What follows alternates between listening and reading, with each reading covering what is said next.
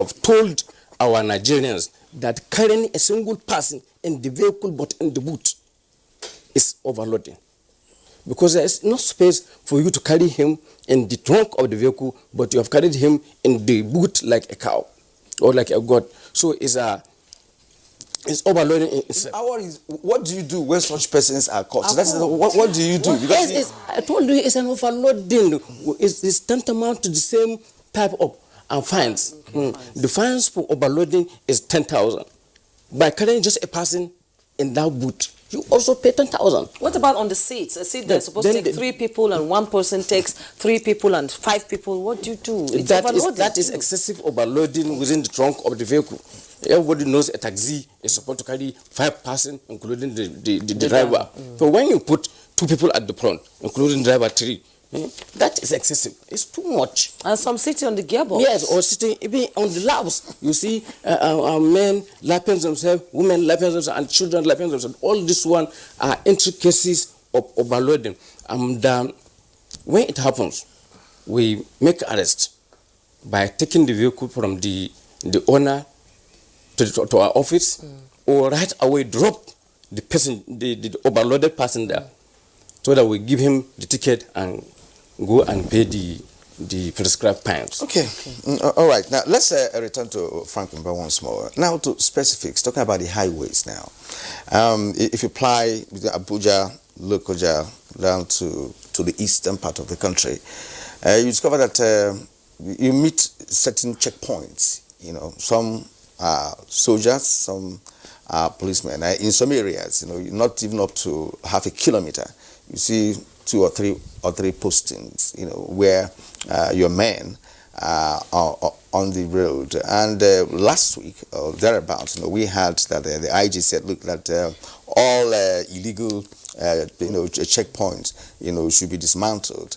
And what have you. And please, I want you to explain, you know, to us as to what the arrangement is like, you know, this period. Is there any collaboration between the police and other agencies whom we find on the highways? And of course, if you track a story we had early last week at the Onitsha Head Bridge, you know, where police checkpoint has caused a lot of delays and making the bridge to carry overload of vehicles, you know, who could not enter Onitsha because of the checkpoint. So, what is the correlation between such and, of course, the strategies that you have for the protection of human life and property during this period?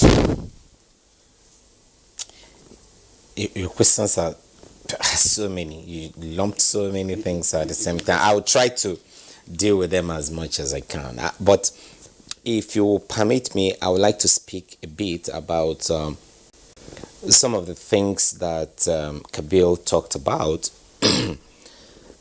particularly the issue of our lifestyle that exposes some of our lifestyle that exposes us to being victimized easily by criminals. He spoke excellently about some of the things we post on the social media, and these become source of intelligence for the men of the underworld. They simply mine them, harvest them, and deploy them against us. But it's not just that. The way we use our telephones in this country, you know, the phone, a very simple gadget, is a tool for all manners of transaction, legitimate transaction, commercial transactions, communication tool. Is also a tool in our hands as law enforcement agents for detecting crime. But incidentally, is also a tool in the hands of the men of the underworld for committing crimes. Sometimes you find people at the motor parks, in the offices, at the airport, at the train stations, and they make calls at very loud voices, at high-pitched tones, and they discuss sensitive financial dealings. That's very dangerous. Close to you, and you are discussing a business transaction, you expose the entire details, sometimes you discuss your next move, you are making yourself vulnerable. We've beyond that, we've also seen situations where people are about to travel, like you said, and then they tell everybody. The truth really is, all your information, there is what we call the need to know basis. You share information on the need to know basis. I've investigated cases in the past where burglars, because they know clearly that a particular family have traveled, they made their way into the house, tied the security man down, and make sure after tying the guy, they put him right in their presence because they didn't want to tie him and leave him outside. It was a very big compound, and they went into the house. They spent 12 hours in the house. They took their time to ransack the house because they know when the family traveled, they know when the family will be coming back. They know they've gone for Christmas holidays. Exactly, it was a Christmas holiday. They opened the fridge. They had enough time, practically partying in the house. Had enough drinks, sorted out all the things they needed to sort, made food for themselves, ate, had slept. The audacity. Yes, and had very good time. They spent over 12 hours. It's a high-walled compound, so nobody outside knew what was happening.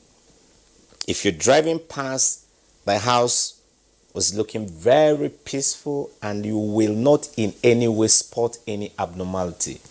We've also seen people sometimes when they make mega business deals, they go to church to give testimony. Well, I am not coming in the way of pastors. I'm not coming in the way of your tithes. I'm not coming in the way of anything. But I'm a cop, and it's my duty to keep the citizens safe. You can give your testimony without giving out the details. I've seen people who go to church and say, oh, testimony time. Brothers and sisters, I just want you to help me thank the Lord. I did this contract for the Nigerian police force and they've been owing me 35 million for the past 4 years.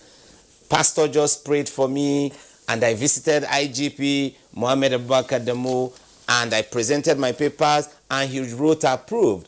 And in 5 days' time, I was paid. Today, I'm 35 million richer. And everybody clap. Yes. And right inside the church, The criminals there are criminals. You've just made yourself a veritable target for kidnapping. Because you've just told people, boy, if you take this guy, you are sure of at least 10 M. Of course. Or the whole 35 will go. And let's not be, they will tell themselves, let's not be greedy. Yeah. 10 M is a good deal, so let's go for him. And so, as our lifestyle is key, the way we communicate, the way we live our life, the way we behave when we go out on parties, on dates, in clubhouses, these are very key things that we need to watch. And if we do these things properly, we reduce our vulnerability. If we do them wrongly, we clearly expose our vulnerability. Back to your specifics. The presence of policemen on our highways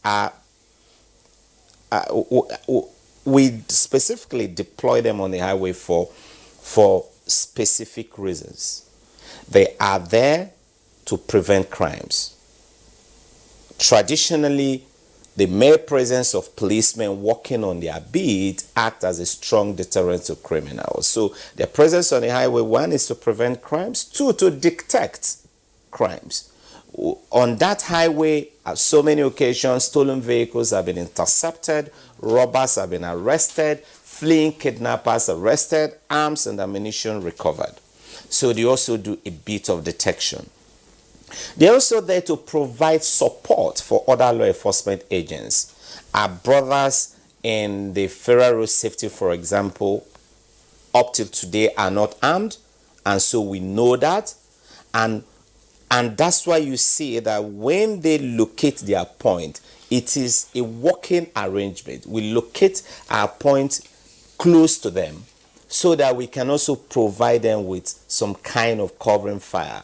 So if you want to take an advantage of a road safety, a marshal or a corps personnel because you think he's not armed, you may think twice, because 50 meters away from him, or 100 meters away from him, or 20 meters away from him are armed policemen. So we are also there to provide and synergize, provide support and synergize with our counterparts from other agencies. We are also there to respond to distress calls. We are there to respond to inquiries from citizens. And we are there to actually make the journey of our citizens safer and smoother. When a police officer goes out of any of these core duties and responsibilities, he or she is beginning to look for trouble, because it is totally antithetical to his calling for him to become a problem to the citizens while on the highway. He is supposed to be a problem solver, a facilitator, and a helper while on the road.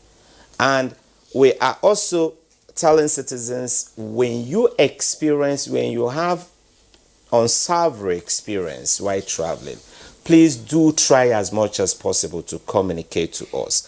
The IG is very particular about the conduct of policemen on the highway. We have received complaints, particularly on Shagamu or Bini Asaba Expressway. And I know that the IGP gave clear-cut instructions that all nipping points that are not operationally expedient for crime prevention and detection should be dismantled. Not only that, the commissioners of police nationwide, particularly in those corridors where we know there will be a lot of traffic during this period, I've also been given marching orders to ensure round-the-clock, personalized, tailored to suit supervision of the men on the road. And we are following up on that. We've also dispatched monitoring teams from the force headquarters to also move to the highways and then begin to police the policemen while the policemen are policing the citizens. So can we have an estimate of how many of your personnel are out there this period? I don't love talking figures. I know the media love figures. Yes, I don't like talking figures. But generally, during this period, we make use of the full complements of our human and our operational assets. Usually, police officers, our leave schedules are expected to run from January till around November. And anytime from November, December, we discourage police officers going on leave, except when such requests are expedient, particularly health grounds and some very special grounds. So we have sufficient manpower to man our highways. We have sufficient manpower to man those areas that we consider very, very crucial at this period. We are not just deploying men. We are not just deploying vehicle. The A-Wing will also be on ground to provide area surveillance, particularly on these roads, on those highways that we've designated as very special highways. And so, and you know, recently the president was at the force headquarters where he commissioned some of our tactical vehicles, and some of those vehicles are fitted with surveillance capacities. We are also deploying this equipment not just for the Yuletide, but also to police our highways beyond the Yuletide.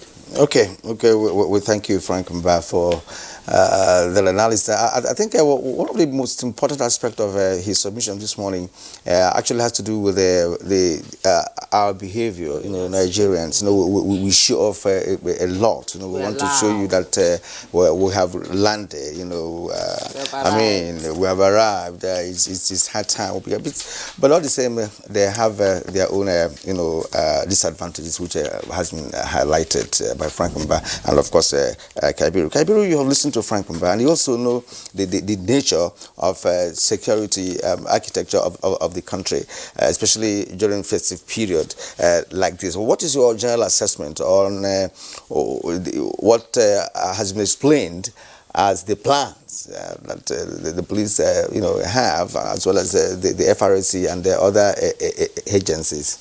I think it's quite encouraging. They seem to be aware. Of course, they are aware of the circumstances in the country, and they are out there giving assurances. And even the physical presence of the fourth PRO here is an indication of that. And of course, road safety. So that's quite commendable.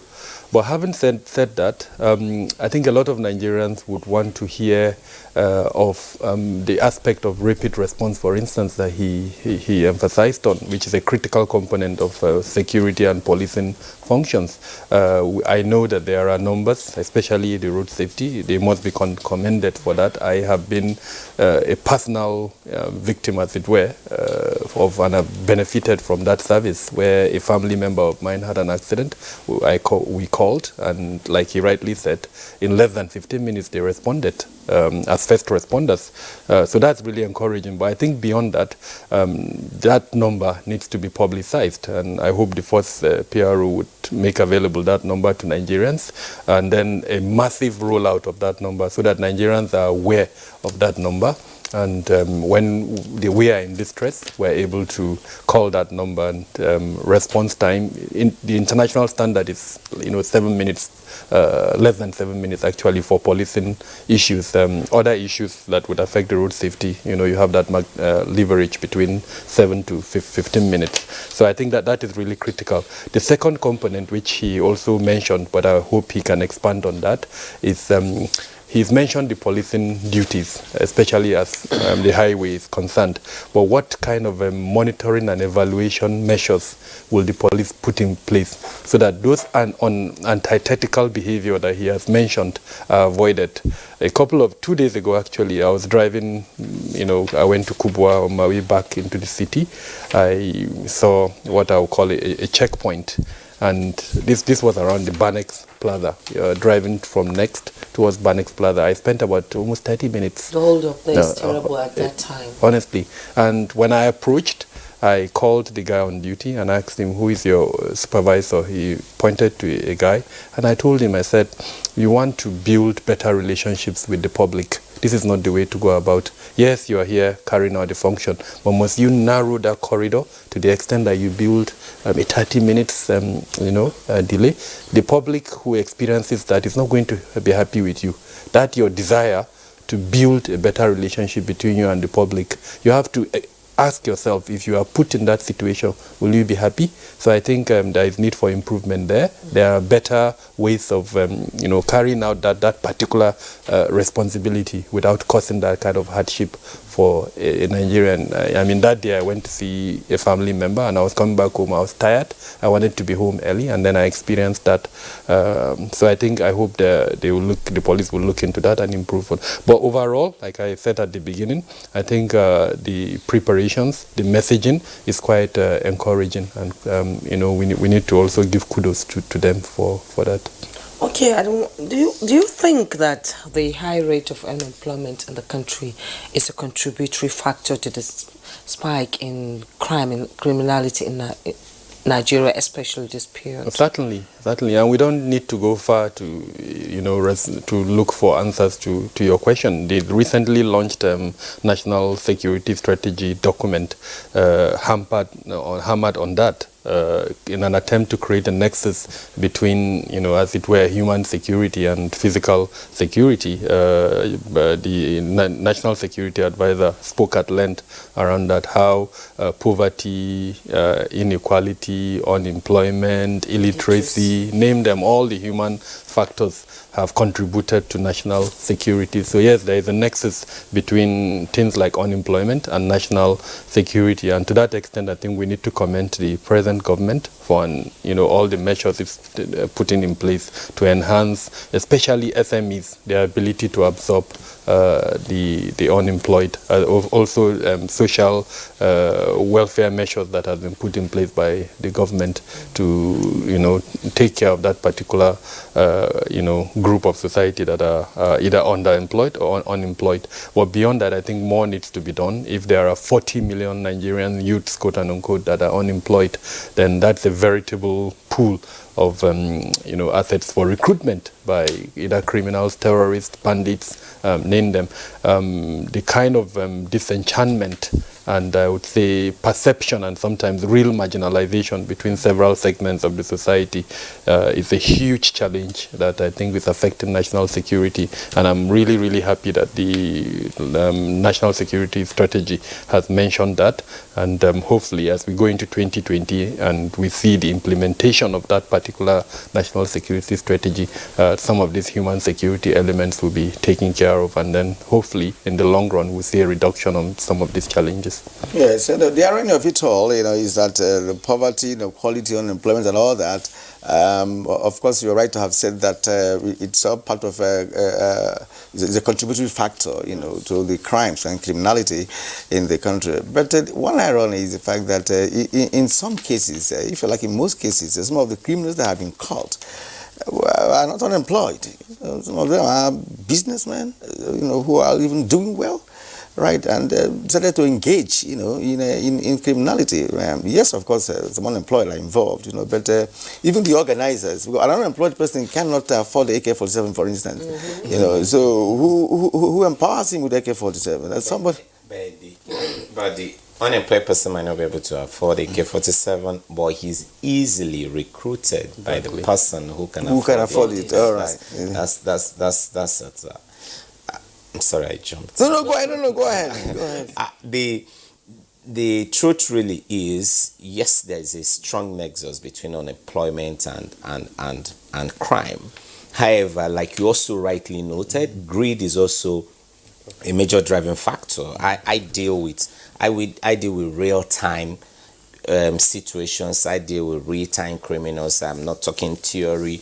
And so sometimes you find that it's like a seamless trend. At the beginning, the young man is recruited because he's unemployed. He was vulnerable. Someone took advantage of him, recruited him. At the beginning, he's getting just peanuts, and gradually he begins to climb the ladder in the organized criminal structure, and then suddenly he starts making mega money.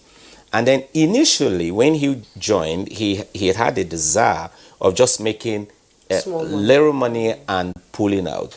Then he gets hooked, and then he wants to make bigger money.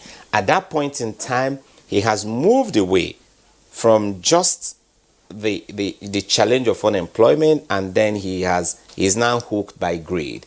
He has made such money. He is making bigger money. Some of them even sets up a business. We have one big-time kidnapper that we arrested in Lagos some time ago. He comes into Nigeria and does mega kidnapping operations. He had a thriving business in Ghana. He was as then a very big importer in Ghana. He makes money here. Sometimes he even buy goods in Nigeria, 4-5 trailer loads of goods, and then cross the border with, he crosses the border with the goods and go to Ghana. So he was running multiple enterprise. He makes money from kidnapping, he launders it into legitimate business. And then so it's a combination of all and major problem again is the issue of drug. Drug abuse is also one of the factors driving violence crime in Nigeria. Recently, we intercepted a very large load of tramadol heading to the northeast. And then you begin to understand that a whole lot of our young men who are involved in violence, they can't do that when they are normal. So they needed to be on these drugs. And then there's also a very strong nexus between poverty, illiteracy, and drug abuse, because when people are poor, sometimes they take solace in drugs. Because at the moment they are high on drugs, momentarily, they feel good. They feel bigger than you, bigger than Kabir, bigger than all of you here, and they feel that they run things and things don't run them. And so it's a cyclical scenario, and for us to be able to deal with this, we must continue to knock them off, knock down the level of illiteracy, ramp out to school children, deal with poverty, deal with unemployment. Unfortunately, for those of us in core law enforcement, these are all areas that are absolutely, clearly outside our control. So we continue to do what we can do, but we need policymakers, politicians, and people in certain areas to also play their own part so that our jobs and our tasks will be easier. Okay, thank you so much, DC Frank Uba. We'll be taking a break right now. When we return, we're talking security and safety during the Yuletide. Don't go away. My name is Balaunti. I'm the Managing Director of Petroleum Product Marketing Company, a subsidiary of NNPC. There are significant price discrepancy between Nigeria and its neighbors across Africa. There's a discrepancy of between 150 to 250 naira. That creates an incentive for arbitrage, whereby smuggling triumphed by taking petroleum product across the neighbor so that they can be sold at higher price. While the smugglers are making the money, Nigeria is paying for it. And that payment is distorting everything that we do in terms of planning, in terms of our ability to fund, and thereby taking money that is meant for development. The introduction of this Operation White will have a reduction of close to 6 million liters on daily basis, which if you take an average of 150, translate to a saving of over 1 billion naira every day. That is the benefit of Operation White, and we have started seeing the great benefit.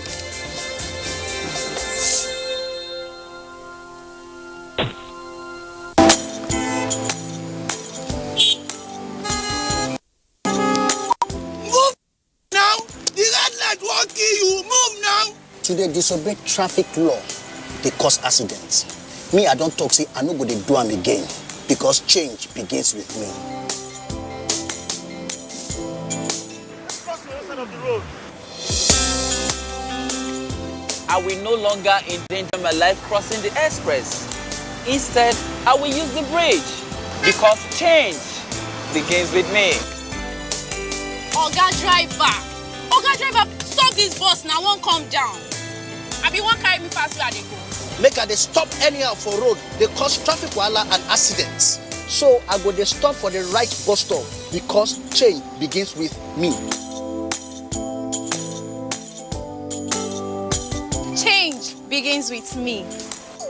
This message is brought to you by the National Orientation Agency in conjunction with the Federal Ministry of Information and Culture.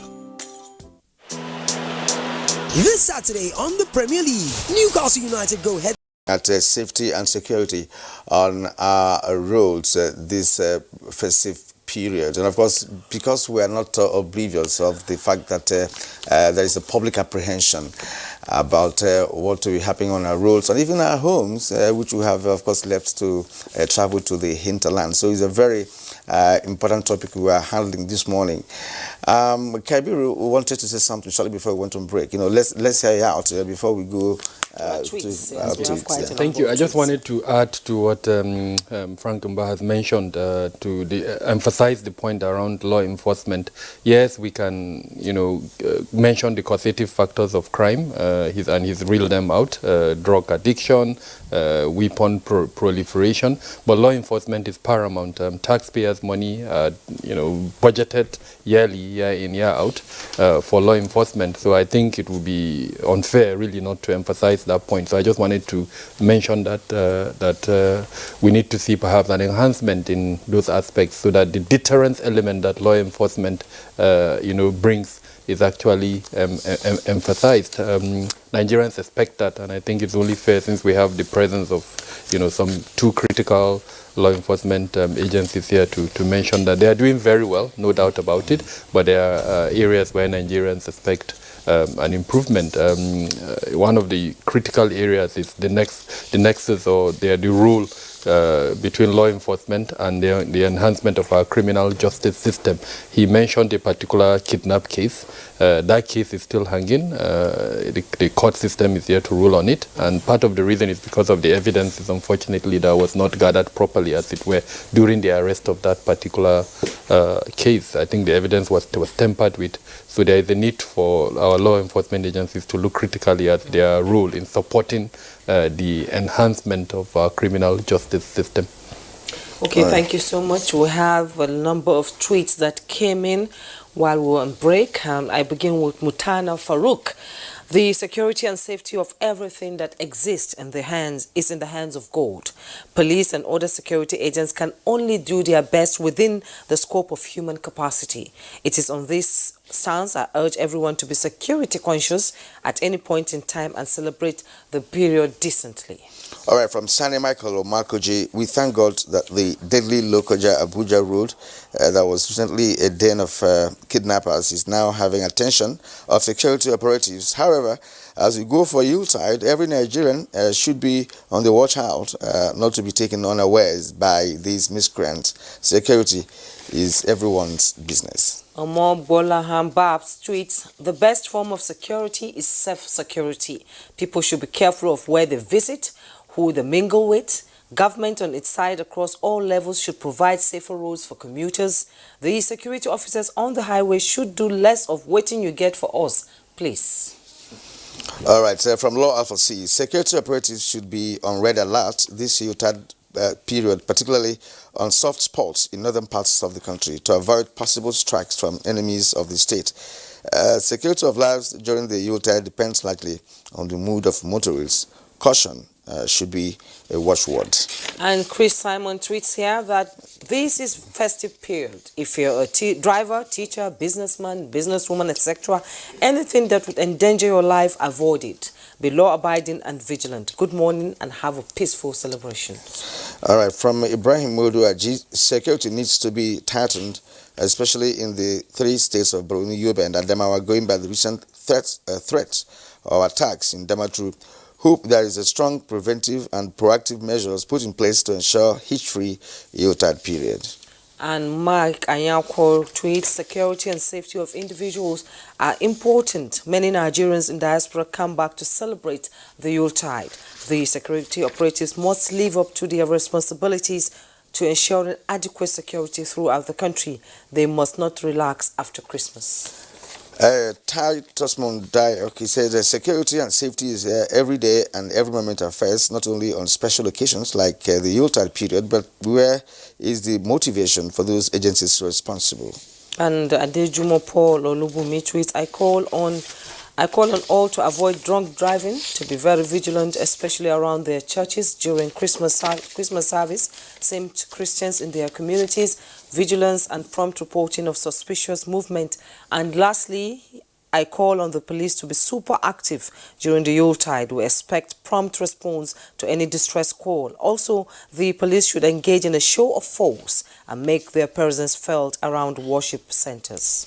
All right, and those were the tweets for now. Let's get back to Omar Guntu Ibrahim, what are the challenges that are confronting you at the moment, as you go about implementing your strategy for this youth period? More importantly, this period, all the children are back from schools.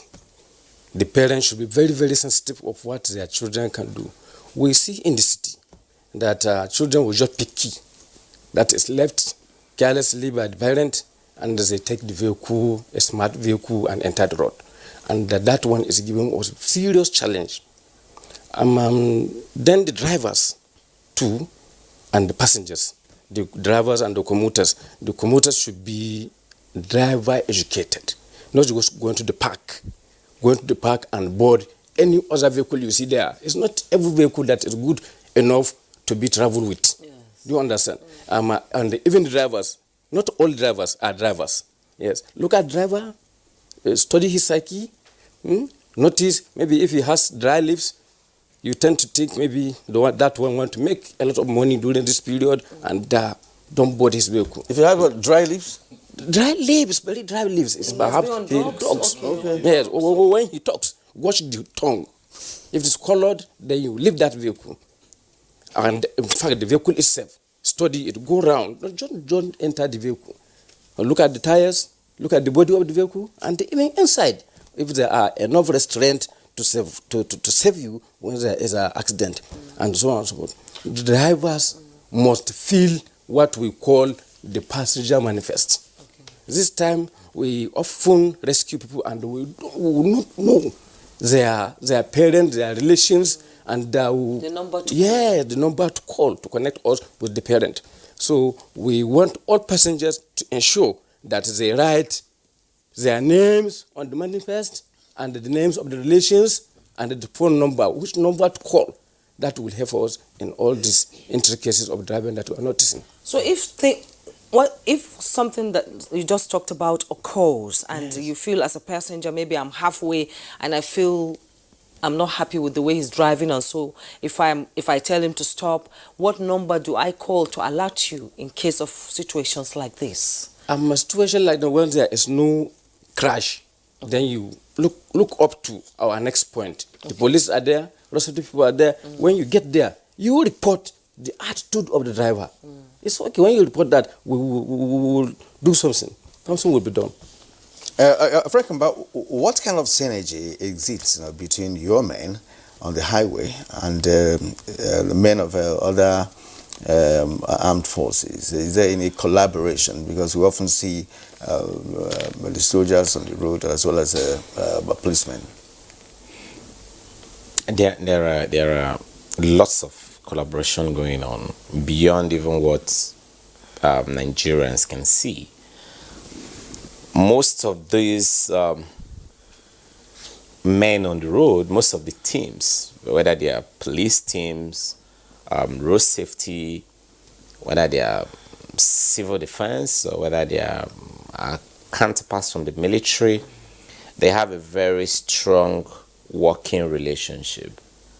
And they also have the capacity to reach each other when things are happening, particularly for those on the same corridor. Beyond that, their commanders are also in touch with each other. So there is a very strong working relationship between the police, the Federal Safety Corps, the civil defense, the customs, and the military, because these are the bulk of the people that you find on our highways. The rest of them, like the immigrations, you find them usually at the entry and exit points into the country.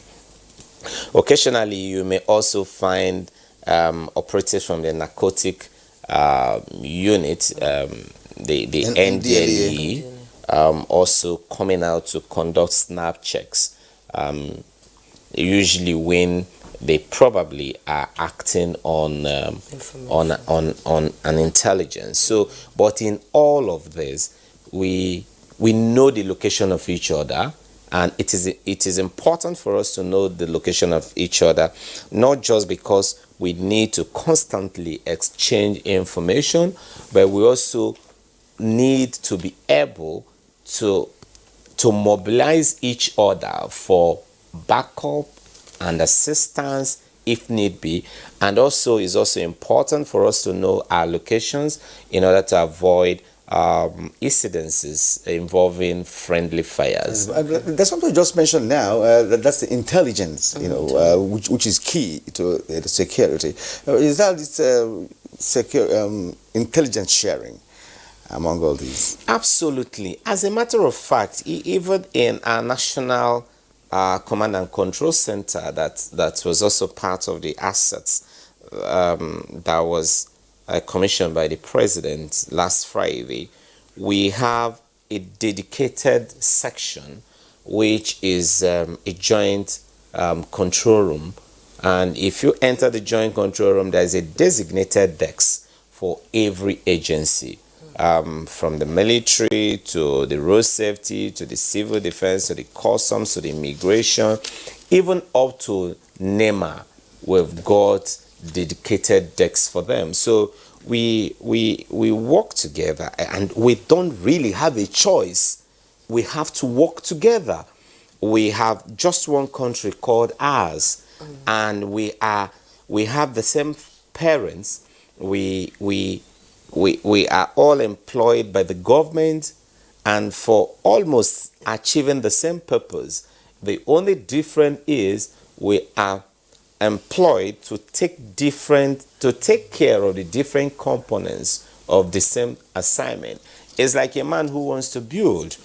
The mason or the bricklayer is doing one job, the engineer is doing another. From the point the architectural drawing comes out, everybody is expected to play different role. The tiler, the electrician, the plumber, the carpenter, the roofing guy. But at the end of the day, the objective is to be able to have a beautifully finished, architecturally safe building, and that's exactly what we're doing here. Yeah, before we leave you were talking about bangers, or people call bangers, or knockouts, that we use in celebrating a Christmas. Yes. I used it as a young man, as a child. It's a lot of fun. Yes. No, I remember one Christmas I was sleeping. They just in Maiduguri. It's very when you hear something like that, you run. The knockout they just used it, and I jumped out of bed because I was sleeping, and I rushed. I was running, gathering my things, trying to run away because I thought the insurgents have come to my area. So what measures have been put in place to ensure that things like this don't happen? Good. I'm glad that both of you have got true life experience of bangers or crackers or knockouts. The truth about it is, like Kieran said, it's fun. It's fun. It can be fun. And that's part of the problem where this have continued, because you used it, probably you used it as a child, probably your father used it, and so you're looking at your child and you're like, there's no harm in allowing your child to use it. But the truth really is, like St. Paul will say, must we continue in sin that grace may abound? The answer is no. We can't continue in sin because we enjoy God's grace. Yes. You might have used it without problem. But what are the odds? What are the assurance you've got that your precious child will use it without having a problem? Just last week in Ebonyi State, a young child lost 3 of his fingers using knockout. People often fail to realize that knockouts, even the smallest quantity, can actually create a major disaster or a major accident. And the loss of the injuries arising from knockouts occurs on your hands, your faces, and often your eyes. And these are very sensitive parts of the body. But because these injuries are not so common. People forget them. But how are you sure that your child won't be the one that will sustain the injury? Frank, but actually, you made a point here, but I'm even thinking that we are looking at that the bangers with respect to security, because the technology has made it so some of them sound like... I just discussed one component. Because for those who may not think about security, because for the average father, why I had to start with this is because for the average parent, for the average guardian, you love your child. You just run out of time. Yes, so then for security, of course, she has given you an example. We've had people with BP problem having their health situation exacerbated because suddenly they heard the sound of bam, bam, bam, bam. Yeah. And from nowhere, they almost collapse. I almost did, actually. And then the security implication. Criminals can also take advantage of this. And by the time they are shooting their way through to your house or through the neighborhood, people will actually think. So the bangers can actually act like a camouflage. Yeah. The sound of the bangers will actually provide a disguise, a cover for criminals to actually carry a massive attack and take everyone unaware. So we must discourage our kids from the use of bangers. What are the numbers you can use in we'll case? We'll provide the numbers. Can you say it on air? Somebody might just write it. Maybe I'll provide it before I leave this. All right, Kabiru, just your final thoughts on this within 30 seconds, please. Firstly, on the bangers, I know some commands. Borno, in particular, has come out with a circular saying that bangers cannot be used during the Yuletide season. So Nigerians' compliance is absolutely important. You don't want to be arrested, as it were, for disobeying a particular function. But having said that, let's take time. Find out the nearest security formations to us, and if we've not reached out to them, let's reach out to them, get their numbers, and if we're traveling, let's make sure, for instance, if something happens, that we know where and who to call. I think it's very important. Most Nigerians take that for granted. Let's use this period. Journey management, like he's mentioned, is very important, and an aspect of journey management is information regarding where you're going to, and that information should include the security formations along the route and in the destination where you're going to. Okay, Mr. Frankumba, I have to come back to you now. They say there's a trending story in the social media where they say some of these bangers are as harmful as a bomb. Are you looking into that? Or yes, like Kabir actually said. Like the boy that lost his 3 fingers. Yes, we have also tried to put out communication, particularly at the state command levels, using local media stations to actually talk about this, tell our citizens we need to stay away from this. There are so many reasons why we need. It's also dry season, and lots of fire incidents. Buildings have been set ablaze, filling stations have been set ablaze, vehicles has gone up in flames just because of that. And not only that, in the markets, we have our markets being gutted by fire, and there are sellers of bangers in such markets, right? So, and at this point, we'd like to appreciate all our guests for making it possible for us to have a good show this morning. First of all, the police PRO Frankumba, it's been a pleasure having you here. But we still expect to have those numbers. Thank you. Merry Christmas to Nigerians. All right, you will have them. FRA Seasonal Commanding Officer Zone RS7 Abuja, Niger, right. ACM Omar Guntu Ibrahim. Yes. Thank you for the information you brought on board this morning. Thank you, sir. All right, and of course, Kabiru Adamu, Security Risk Management, is always here with us when we talk about security matters. Merry Christmas to you, and thank you for coming. Thank you. Same to you. All right, next, sports. Super Falcons captain Aziz Adoshola was on target as Barcelona ladies registered a 3-1 win against Grenadilla Tenerife last Saturday.